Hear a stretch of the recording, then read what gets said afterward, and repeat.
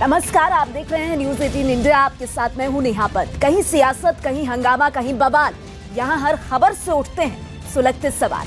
और आज सुलगते सवाल में बात होगी मायावती की मूर्ति पर सुप्रीम कोर्ट में चल रहे मामले की। बीएसपी अध्यक्ष मायावती को सुप्रीम कोर्ट ने जनता के पैसे पर बनाई खुद की मूर्तियों पर खर्च हुई रकम लौटाने के लिए कहा था। आपको याद होगा, देश की सबसे बड़ी अदालत के इस फैसले के बाद मायावती ने एक हलफनामे के जरिए सफाई दी है। इस सफाई में मायावती ने अब तक महापुरुषों के नाम पर बनी तमाम मूर्तियों का जिक्र किया है। ऐसा करते करते मायावती ने भगवान श्री राम की यूपी में प्रस्तावित मूर्ति पर होने वाले खर्च का भी जिक्र कर दिया। मायावती की सफाई को विरोधी उनकी खुद की तुलना प्रभु श्री राम से करने के रूप में देख रहे हैं। हालांकि मायावती कह रही हैं कि उन्होंने जो कुछ किया वो विधानसभा में प्रस्ताव के जरिए और बजट पास करा कर किया, लेकिन चुनावी मौसम में मायावती का हलफनामा तूल पकड़ चुका है। मायावती की अपनी और पार्टी के चुनाव चिन्ह हाथियों की मूर्ति बनाने पर जब सुप्रीम कोर्ट में सवाल उठे तो उन्होंने बचाव में अजीबोगरीब दलीलें दी। मायावती ने सुप्रीम कोर्ट में हलफनामा देकर कहा, भारत में स्मारिकाएं बनवाना और मूर्तियां लगवाना कोई नया फलसफा नहीं है। कांग्रेस के शासनकाल में केंद्र और राज्य सरकारों ने देश भर में सरकारी खजाने से जवाहरलाल नेहरू, इंदिरा गांधी, राजीव गांधी, पीवी नरसिम्हा राव की मूर्तियां लगवाई, लेकिन इन मूर्तियों को लेकर न तो मीडिया और न ही याचिकाकर्ता ने कोई सवाल उठाया। मायावती ने इसी क्रम में गुजरात सरकार द्वारा 3000 करोड़ रुपए की लागत से सरदार पटेल की 182 मीटर ऊंची मूर्ति और मुंबई में शिवाजी महाराज की मूर्तियों का भी जिक्र किया। हालांकि मायावती की दलील लोगों को हजम नहीं हो रही। जितना पैसा वो पार्क और ये में लगाई, ओके आधा पैसा भी आधा पार्क में लगा देती, आधा स्टेच्यू पर, और जितना खर्चा किया उतना पैसा गरीब के बच्चों को पढ़ाने पर खर्चा करता उत्तर प्रदेश के, तो सभी बच्चे आज शिक्षित हो जाते। मायावती दौलत कमाने में अपने समाज का आशीर्वाद प्यार खो चुकी हैं। लेकिन मायावती महापुरुषों की मूर्ति के साथ अपनी तुलना भर से संतुष्ट नहीं हुई। मायावती ने सुप्रीम कोर्ट से कहा कि उत्तर प्रदेश की योगी सरकार भगवान राम की मूर्ति बनाने की योजना पर आगे बढ़ रही है। इसके लिए जमीन अधिग्रहण, डिजाइन डेवलपमेंट और प्रोजेक्ट रिपोर्ट आदि पर 200 करोड़ रुपए की शुरुआती लागत आएगी। मायावती की इस दलील को आस्थावान भगवान राम से उनकी तुलना के रूप में देख रहे हैं। राम से तुलना करना तो महामूर्खता है। दुनिया में सबसे जितने भी आज तक से जितने नेता भाई भारतवर्ष में कभी अपना स्टेचू अपने ही नहीं बनवाए, यह सबसे बड़ा दुर्भाग्य की बात रहा। मायावती ने अपने हलफनामे में उत्तर प्रदेश में अटल बिहारी वाजपेयी, संयुक्त आंध्र प्रदेश में वाईएस राजशेखर रेड्डी, कर्नाटक में मां कावेरी की प्रस्तावित मूर्ति, अमरावती में एनटी रामाराव और चेन्नई के मरीना बीच पर जे जयललिता की मूर्ति का भी जिक्र किया। ऐसे में मायावती पर खुद की तुलना महापुरुषों और राम से करने के आरोप लगने लगे। खास तौर पर राम का जिक्र मायावती के लिए चुनावी लिहाज से भी भारी पड़ सकता है। और आइए आपको बता दें आज का सुलगता सवाल। आज का सवाल साफ है, राम की मूर्ति से अपनी मूर्ति की तुलना करके क्या मायावती ने आस्था का अपमान किया है? इस पर बात करने के लिए हमारे साथ खास मेहमान जुड़ गए हैं। आइए उनसे परिचय आपका करा दूं। हमारे साथ बीजेपी की प्रवक्ता नुपुर शर्मा आज की इस चर्चा में मौजूद हैं। जल्द ही राजनीतिक विश्लेषक सतीश प्रकाश हमारे साथ जुड़ेंगे जो बीएसपी का पक्ष रखेंगे। राजनीतिक विश्लेषक विजय कौशिक जी हमारे साथ यहाँ स्टूडियो में है और इसके साथ ही इतिहासकार प्रोफेसर कपिल कुमार भी हमारे साथ हैं। आप सबका स्वागत है। प्रोफेसर साहब, इस चर्चा की शुरुआत मैं आप ही से करूंगी। मायावती ने आज अपने वकील के माध्यम से जो हलफनामा दिया उसमें उन्होंने अब से पहले जितनी मूर्तियां बनी महापुरुषों की उन सबका जिक्र किया। मेरा सीधा सवाल, क्या मायावती की मूर्ति में नेहरू, शिवाजी, सरदार पटेल, इन सब की मूर्तियों को देखा जा सकता है? क्या ये सभी मामले एक जैसे हैं? देखिए, दो तीन बातें हैं। पहली बात तो यह है कि B.R. अम्बेडकर जी की विचारधारा और जो दर्शन है वो एक बहुत अलग और बहुत उत्तम चीज़ है, लेकिन उनके नाम का इस्तेमाल करके और राजनीति और वोट करना एक दूसरी चीज़ है। हमें इसमें फ़र्क करना पड़ेगा। अब B.R. अम्बेडकर जी ने जिस राम को संविधान के अंदर भी स्वीकार किया और सामने लाए, और फिर अब ये जब मूर्ति की बात आती है तो मैं नहीं समझता कि जितनी मूर्तियों का जिक्र इन्होंने अपने हलफनामे में किया है, इनमें से कोई भी मूर्ति ऐसी है जो किसी ने अपने जीवन काल में अपनी मूर्ति वहां पे लगवा ली हो। कम से कम मेरी नजर में जितनी आप जिक्र कर रही हैं हलफनामे में मूर्तियों का जिक्र है, उनमें से किसी का ऐसा जिक्र नहीं है।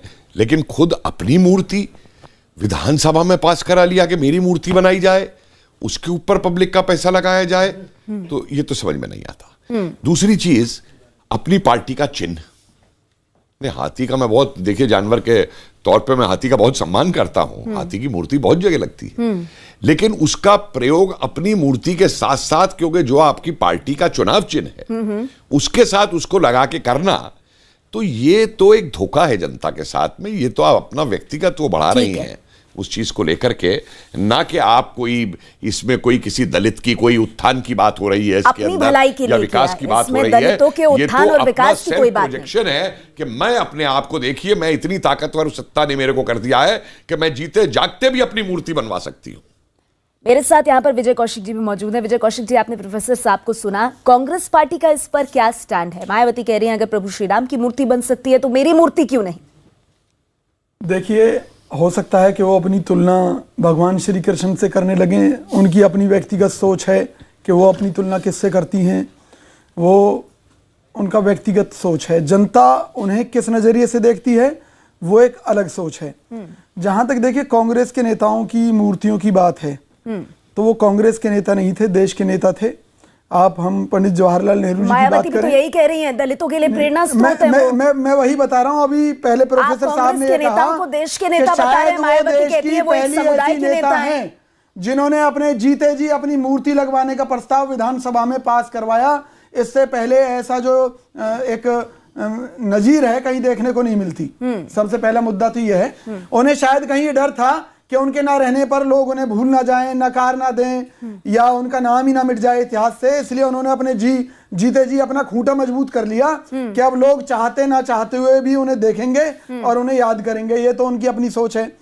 भगवान श्री राम की मर्यादाओं की बात करनी चाहिए हमें। कांग्रेस को इसमें क्या दिक्कत है? लगा ली उन्होंने अपनी मूर्ति, वो तो सवाल पलट के पूछ रही है कांग्रेस पार्टी से कि आप देखिए कितनी ज्यादा मूर्तियां नेहरू की लगी हैं, इंदिरा गांधी, राजीव गांधी, सबका उन्होंने जिक्र किया। उन्होंने कहा जब कांग्रेस जनता का पैसा खर्च करके मूर्ति लगाए तो सही, मायावती पैसा खर्च करके लगाए तो कांग्रेस के नेताओं ने उसके आधार पर उनकी मूर्ति देश की जनता ने लगाई। सबसे पहली बात तो ये स्पष्ट कर दूं कि मायावती जी की मूर्ति और उनमें ये फर्क है। दूसरी बात, हमारे सुप्रीम कोर्ट भी, माननीय सुप्रीम कोर्ट, मतलब विजय कौशिक जी अलग अलग पैमाना है, कांग्रेस पार्टी के नेताओं की लगे तो जनता ने लगाई, मायावती की लगे तो मायावती ने खुद लगाई। के लिए कुर्बानी दी है उनकी लगेंगी मूर्तियां। अच्छा, जनता ने लगाती है। मैं एक बात सुप्रीम कोर्ट, माननीय सुप्रीम कोर्ट से कहना चाहता हूं कि माननीय सुप्रीम कोर्ट को लगता है कि जी इन्होंने अपने चुनाव निशान का प्रचार करने के लिए हाथी की मूर्तियां लगा दी, करोड़ों अरबों रुपए फूंक दिए। ठीक है, इन्होंने सुनिए देश का नुकसान किया। मैं ये कहता हूं कि उन्हें चुनाव आयोग को डायरेक्शन देनी चाहिए कि इनका जो हाथी का चुनाव निशान है उसे बदलकर उसकी जगह इनको कुछ और चुनाव निशान दे दिया जाए, जिससे कि जिस उद्देश्य को लेकर इन्होंने ये गलत काम किया था विजय कौशिक साहब, आप तो डंके की चोट पर अपनी बात रख रहे हैं, लेकिन जब ऐसे मुद्दे आते हैं तो कांग्रेस पार्टी पीछे चली जाती है। कांग्रेस पार्टी का कोई प्रवक्ता ऐसी डिबेट्स में आता नहीं है। सवाल है क्यों? क्योंकि चुनाव है, उन्हें भी उस समुदाय का वोट चाहिए जिनकी मसीहा होने का दावा मायावती करती है। यही बात है ना, जो बात आप यहाँ पर रहकर डंके की चोट पर कह पा रहे हैं, कांग्रेस क्यों नहीं कहती? कांग्रेस के नेता क्यों नहीं आते डिबेट्स में? सर भागते क्यों है? सबको खुश करना है, सबको खुश करना है ना। पॉलिटिक्स ऑफ अपीसमेंट चाहिए वाली बात नहीं है ना। जो जैसे काम करेगा उसी तरीके से याद करेगा। देखिए सद्दाम हुसैन ने अपनी मूर्तियां लगवाई थी, आपको याद हो तो इराक में, और जब लोगों का सब्र का पैमाना फूटा, लोगों के मन में जो आक्रोश था, बाद में उन्हीं लोगों ने उनकी मूर्तियां तोड़ दी। अच्छा। पूरी दुनिया ने देखा कि सद्दाम हुसैन की मूर्तियां जरा ध्यान रखिएगा, क्योंकि चुनाव बाद गठबंधन की नौबत आई तो मायावती सब कुछ याद रखती हैं। आप सद्दाम हुसैन तक पहुंच गए, मायावती की तुलना सद्दाम हुसैन से नहीं कर रहा हूं, सब याद रखती हैं। मैं तो ये कह रहा हूं कि अगर लोगों की नजरों में कोई प्रिय होता है तो उसकी मूर्तियां लगी रहती हैं, लोग उनकी पूजा करते हैं। ठीक, चलिए आपने अपना पॉइंट रखा। नूपुर, मैं आपके पास आना चाहूंगी।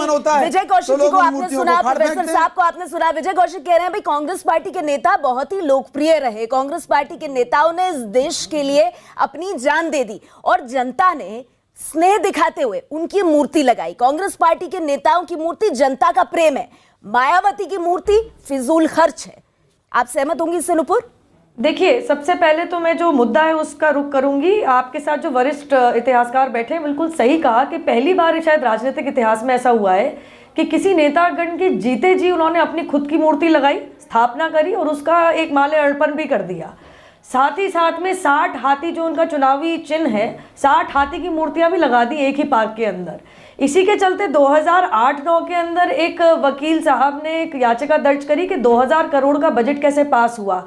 तो मायावती जी अपनी याचिका में काउंटर एफिडेविट में सर्वोच्च न्यायालय कहती है it is the will of the people, मतलब कि लोगों की मर्जी थी, क्योंकि हम इलेक्टेड रिप्रेजेंटेटिव हैं, 2007 में चुनाव लड़के आए थे, इसलिए 2008-9 में हमने ये पारित किया। मैं इतना सवाल पूछना चाहती हूँ, क्या 2007 में मायावती जी की मूर्ति और हाथी के चिन्ह की मूर्तियां, क्या ये चुनावी मुद्दा था? क्या इनके मैनिफेस्टो में था? क्या इसके ऊपर इन्होंने वोट पाया था? सबसे पहला अहम सवाल और बड़ा मुद्दा यही उठता है। नहीं तो फिर मायावती जी ने एक पॉपुलर वोट कर देना चाहिए था 2008-9 में, उसी जनता जनार्दन से ये पूछते हुए कि क्या मैं इतना सारा पैसा जो मैं आपके वेलफेयर में और आपके विकास में खर्च कर सकती हूँ, स्कॉलरशिप्स ला सकती हूँ और तमाम नए नीतियां और योजना लागू कर सकती हूँ, उसकी जगह मैं मूर्तियां स्थापना करूंगी। ऐसा उन्होंने कोई पॉपुलर वोट नहीं लिया 2008-9 में, ये सच्चाई की बात है। दूसरी बात, अब अभी क्योंकि चुनाव चिन्ह की बात हो रही थी, तो इसी सर्वोच्च न्यायालय ने 2012 के चुनाव में आदेश दिया, सर्वोच्च न्यायालय ने इलेक्शन कमीशन से कहा था और इलेक्शन कमीशन ने आदेश दिया था और ये सारी हाथियों की मूर्ति के ऊपर एक कवर लगाया गया था कि 2012 के चुनाव इन्फ्लुएंस ना हो।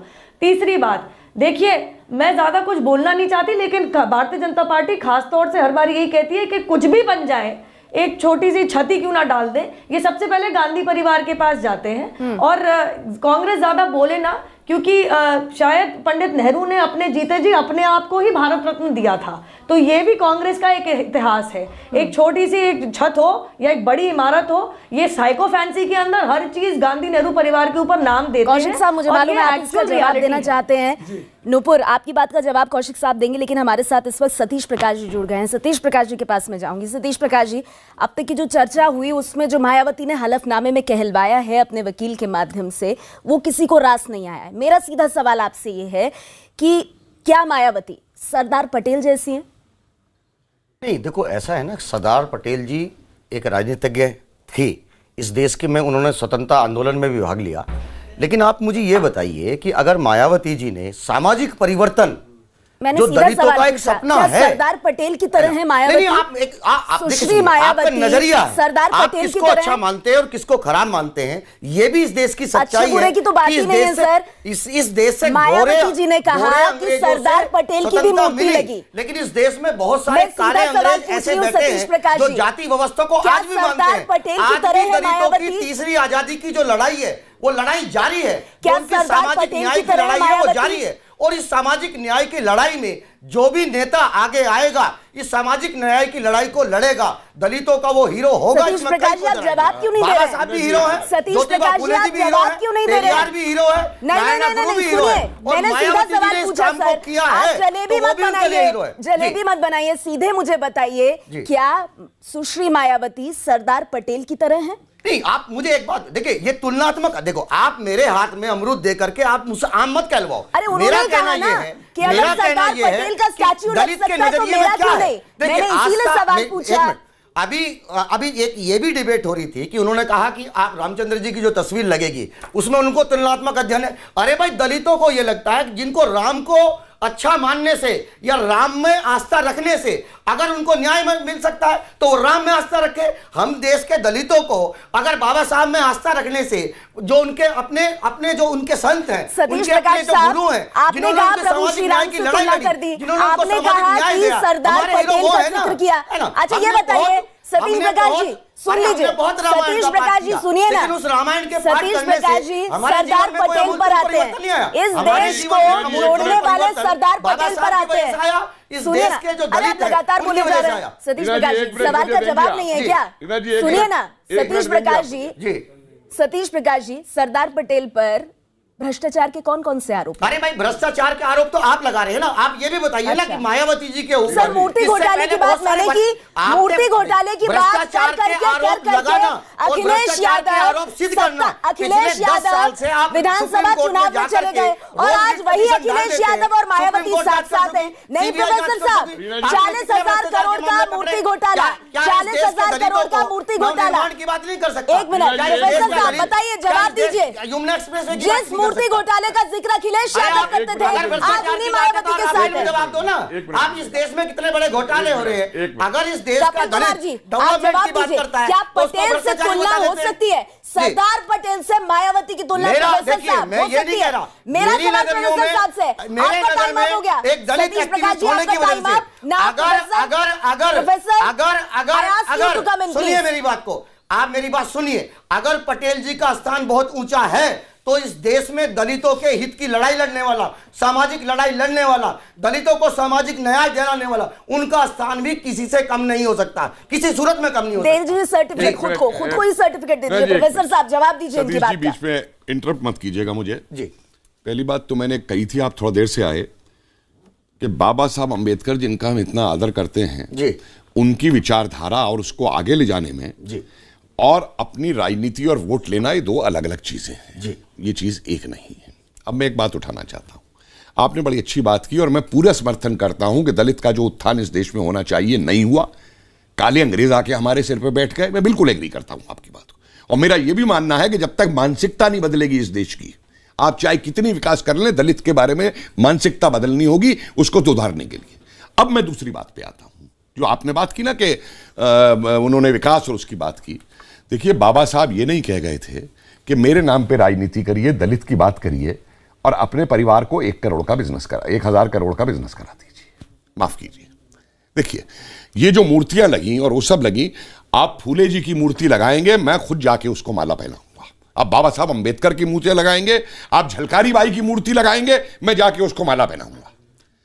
लेकिन अपनी मूर्ति बनवा लेना जीते जागते हुए, थोड़ा इस पे ध्यान दीजिए। अरे एक देखिए, मैं बीच में नहीं बोला, मेरी एक बात सुनिए। मायावती की मूर्ति पर आप हार चढ़ाएंगे क्या? नहीं, मैं नहीं चढ़ा। दूसरी बात सुनिए, दूसरी बात मैं कहना चाहता हूं। दूसरी बात में देखिए, दलित समाज से मेरा हाथ जोड़ के एक निवेदन है, कभी इस बात पे जरा ध्यान दीजिए कि जो लोगों ने 47 के बाद से दलित की बात की, यहां पे 1 एकड़ जमीन दे दो दलित को, दलित के लिए भाई 1 कमरे का ही मकान क्यों बनाया जाए?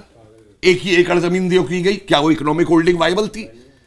कम से कम ऐसे नेताओं से, चाहे वो दलित हो चाहे वो नॉन दलित हो, जो दलित की बात करते हैं, उनसे थोड़ा सावधानी बरतें। और मेरा बार बार उन नेताओं से सवाल उठता है कि आप कहते हैं आपकी जाति बहुत कमजोर है, पिछड़ी हुई है, हां उसका उत्थान होना चाहिए, लेकिन इस सवाल को अगर आप अपने आप से पूछें कि मेरी जाति तो बहुत पिछड़ी हुई है, मेरी जाति तो बहुत गरीब है, मेरी जाति उठ नहीं पा रही, लेकिन मैं और मेरा परिवार जो है इतना संपन्न कैसे हो गया, मुझ पे करोड़ों रुपए कैसे आ गए?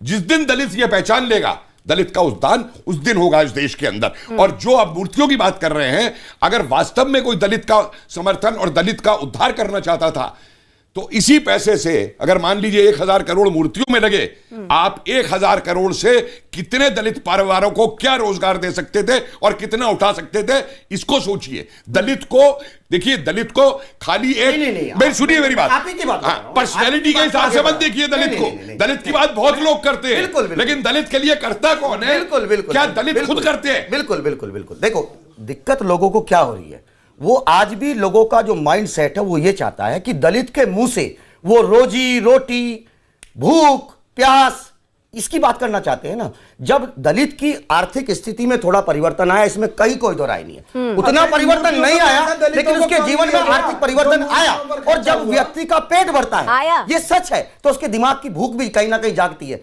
दलितों को लगा कि उनके सम्मान की बात भी होनी चाहिए। ये बिल्कुल सच्चाई है कि दलितों का इतिहास मिटा दिया गया, उनकी जो संस्कृति है उसको मिटाया गया और उसकी जो संस्कृति है उसको बदनाम किया गया। अगर दलित आज ये सोचता है कि जो उसकी संस्कृति है, जो उसकी पहचान है, कौशिक साहब आप मेरे सवाल का जवाब दीजिए। कौशिक साहब, सतीश कौशिक जी, बात बताइए, 1 मिनट। सतीश जी, कोरेगांव की घटना, सतीश प्रकाश जी बताना चाहता हूं। सतीश प्रकाश जी, अगर कोरेगांव को लेकर के इस देश का दलित एक संदेश देना चाहता है कि अगर हमको लड़ाई लड़ने का मौका दिया जाए सतीश तो हम लड़ भी प्रकाश सकते हैं। जी, हम फाइटर कौम भी हैं। आप तो मेरे लोगों ने इसका प्रोग्राम विरोध पर क्यों हैं। किया? सतीश जी, मेरा सवाल लेंगे नहीं लेंगे आप? सतीश जी, आप मेरा सवाल लेंगे नहीं लेंगे? बताइए। या आप नहीं लेना चाहते एंकर का सवाल? इतिहासकार से एक बात मिनट, कर रहे प्रोफेसर साहब, मैं आपकी बात हैं तुरंत जिसमें आऊंगी। अभी लाल किले के अंदर 1857 को दिखाते हुए पूरा पैनल बना के लगाया है कि जब कंवर सिंह लड़ने चले तो बिहार के जो घसियारे थे दलित, उन्होंने ठीक है। अंग्रेजों की फौज को प्रोफेसर घास साहब, सप्लाई करने लेकिन से मना कर लेकिन दिया ये भी था। सच्चाई है, इतिहास में लेकिन किसी ये ने भी नहीं सच्चाई पूछा। है कि चोरा चोरी घटना में सुनिए, अगर चोरा चोरी घटना होती है, एक थाने को जलाया अरे जाता है सतीश और साहब, वहां आप पे कहाँ दलितों घुमा की रहे हैं? स्वतंत्रता सवाल बहुत आंदोलन में सीधा है। भागीदारी होती क्या है। तो मायावती कहीं ना ने कहीं अपनी इस देश तुलना के प्रभु श्री जो राम से तथाकथित कर लीडर हैं, आस्था का अपमान उन्होंने उस किया? आंदोलन को वापस आप भी किया। किसी का उन्हें सवाल नहीं लगा कि सुनेंगे। भाई, एक अरे मिनट, दलित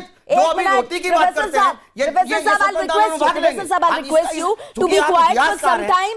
सतीश जी, आप अपने आप बोलकर नहीं चाहते कि जनता क्या कहना चाहती है। सतीश जी, आपको सुनना है तो आप सुनिए। सतीश जी, सतीश जी, आप वन वे जा रहे हैं। सतीश जी, सतीश जी, सतीश जी, ये किसका शो है? सतीश जी, ये मेरा शो है ना? आप मेरे शो पर आए ना? आपको मालूम है ना एंकर कौन है इस शो में? तो आप मेरा कोई सवाल नहीं सुनेंगे। नहीं, वो उन्होंने सवाल नहीं, मैंने उनको रोका, आप ध्यान नहीं दे रहे, आप बच रहे हैं सवालों से। जी बताइए। आप मेरा सवाल नहीं सुन रहे थे। अब मैं आपको जनता का रिस्पांस सुनाऊंगी, क्योंकि आपको हमारे सवालों से दिक्कत है, मेरे सवाल से दिक्कत है आपको।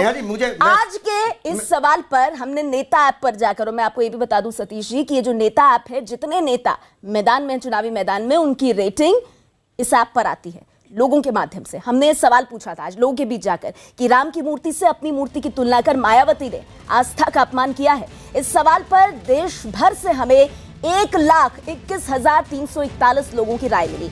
इनमें से मैं आपको बता दूं 89% लोगों ने कहा कि हाँ, मायावती ने राम की मूर्ति से अपनी तुलना कर आस्था का अपमान किया है। 89% लोगों ने, महज 11% लोग ये कह रहे हैं कि इससे आस्था का अपमान नहीं होता है। यही सवाल हमने यूपी की जनता से भी पूछा। उत्तर प्रदेश में 62,222 लोगों ने इस पर अपनी राय दी है और इनमें से 85% लोगों ने इसे आस्था का अपमान करार दिया है, जबकि सिर्फ और सिर्फ 15% लोग इसे आस्था का अपमान मानने से इनकार कर रहे हैं। अब मुझको बताइए आप सतीश प्रकाश जी, जनता की बात आप सुन रहे हैं, और क्यों मायावती ने नवंबर 2015 में कहा कि अगर मैं दोबारा सत्ता में आऊंगी, अब मैं फिर से पार्क नहीं बनाऊंगी, मैं विकास का काम करूंगी, मैं लॉ एंड ऑर्डर पर जाऊंगी। उनको भी पता था कि क्यों उनकी हार हुई, और दोबारा विधानसभा में कूदने से पहले उन्होंने खुद ये प्रण लिया था। आप यहां आकर जस्टिफाई कर रहे हैं उसको। अगर 2015 में उन्होंने ये बात कही है तो उनकी बात को सीरियस लेना चाहिए ना।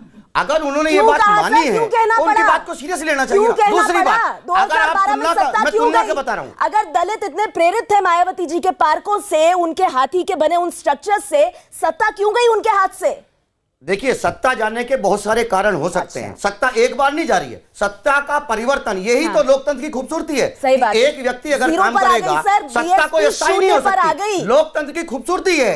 अगर कोई हमसे आगे आने वाला हमसे अच्छी बात करेगा तो लोग उसको भी सुनेंगे। अरे सत्ता 2014 में कैसे पर बीएसपी का हाल खराब है। मालूम है ना 2014 में बीजेपी ने क्या क्या वादे किए? गडकरी जी ने क्या कहा कि हमको खुद ये बात मालूम नहीं थी कि जो वादे हम कर रहे हैं ये वादे पूरे कर पाएंगे नहीं, लेकिन जनता उसको नहीं समझ पाई। अच्छा सतीश जी ये बताइए, सतीश जी ये बताइए कि जीते जी कोई महापुरुष अपनी मूर्ति लगाकर गया है आपके संज्ञान में? कोई ऐसा उदाहरण हो? मैं एक देखिए, आप इसको मूर्ति ना माने, जीते जी किसी महापुरुष ने अपनी प्रतिमा लगाई, कोई म्यूजियम बनाया, इसको कहीं ना कहीं इसके अंदर धीमी धीमी दलित आंदोलन की आप खुशबू महसूस करेंगे तो आपके सवाल का जवाब आपको मिल जाएगा। मेरे हिसाब से मेरा मानना आज भी है। सतीश प्रकाश जी, आपने कहा मुझे आपको रोकना पड़ेगा। सतीश जी, मुझे आपको रोकना पड़ेगा। इस वक्त एक बेहद खास मेहमान हमारे साथ जुड़ रहे हैं, वो खास मेहमान जिनकी पूरे देश भर में हो रही है चर्चा। तो हमारे साथ खास मेहमान फिल्मी मोदी आप इन्हें कह सकते हैं, लेकिन बॉलीवुड के मशहूर अभिनेताओं में से एक विवेक ओबेरॉय मौजूद हैं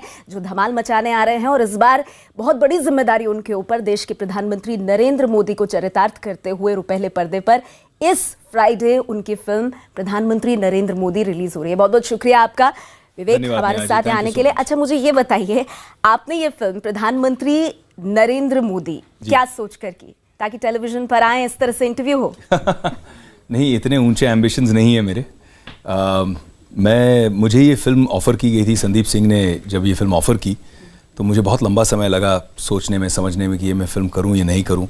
कुल मिला के 30 सेकंड में मैंने कह दिया मैं ये फ़िल्म कर रहा हूँ, क्योंकि मुझे लगता है कि आज बहुत कम ऐसी कहानियाँ हैं जो इतनी प्रेरित करती हैं आपको कि एक लड़का जो स्कूल भी जाता है परिवार के साथ मदद करने के लिए, चाय बेचता है एक रेलवे स्टेशन में, वडनगर जैसे छोटे गांव में, ना कोई बहुत बड़ा परिवार उनके पीछे, ना कोई बहुत बड़ी पॉलिटिकल बैकिंग, कोई इन्फ्लुएंशियल सरनेम, ना कोई कास्ट की पॉलिटिक्स, ना कोई पैसा धन दौलत उनके पीछे, सिर्फ और सिर्फ देशभक्ति का जुनून लेकर एक आदमी एक छोटे से गांव में से निकलकर प्रधानमंत्री ही नहीं बल्कि वर्ल्ड लीडर बन जाता है, जो आज हिंदुस्तान का पीएम बनके आंखों से आंख मिलाकर, कंधे से कंधा मिलाकर, चाहे वो अमेरिका के प्रेसिडेंट हो, ब्रिटेन के पीएम हो, जापान के पीएम हो, उनसे मिलाकर वो खड़े रहते हैं। ये देश के लिए बहुत बड़ी बात है और इसके ऊपर फिल्म बनाना चाहते थे हम।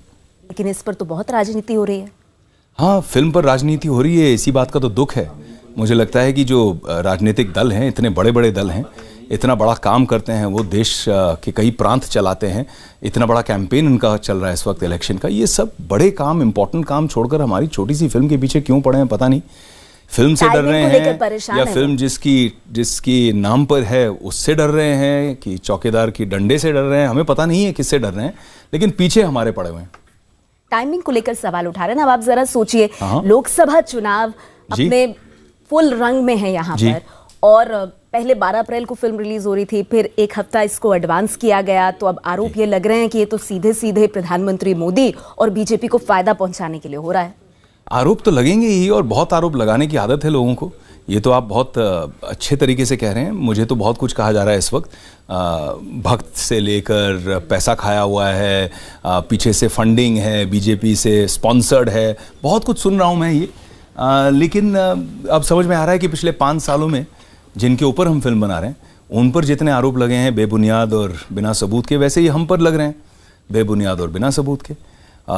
जब न्यायालय को आपत्ति नहीं है, जब चुनाव आयोग को आपत्ति नहीं है, जब संवैधानिक हक है मेरा फिल्म बनाना, जैसी फिल्म मैं चाहूँ जब चाहूँ रिलीज करना, और लोगों का संवैधानिक हक है कि वो अगर देखना चाहें तो ये फिल्म देख पाएं, तो आपको क्यों आपत्ति हो रही है? आप क्यों हमें सिस्टम के जाल में फंसा रहे हैं? आप क्यों हम पे केस पीआईएल पे पीआईएल किए जा रहे हैं? मुझसे बैकडोर की बात कर रहे हैं, मैंने तो सब सबमिट कर दिया क्लीन एंड क्लियर।